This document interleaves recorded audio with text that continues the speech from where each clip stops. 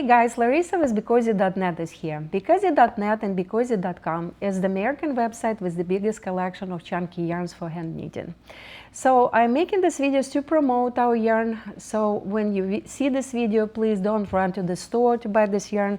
We are selling this yarn at BeCozi.com and BeCozi.net. It's not available in any stores.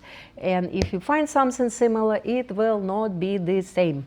So what I'm doing today, guys, today I'm using our beautiful yellow color, yellow BeCozi chunky chenille, and I will be making this cutest lemon pillow. Last week I made the lemon blanket. You can see this video on YouTube. I will put the link underneath.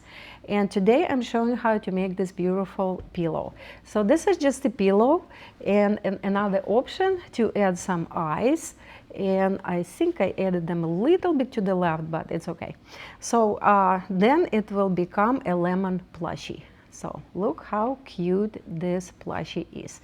So either plushie or just a pillow, you can make it, and it's a super cute project. So go to our website, get our yarn, and make this beautiful pillow.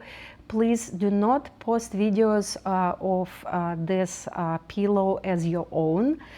If you make a video, please put a credit to BeCozi. Thank you.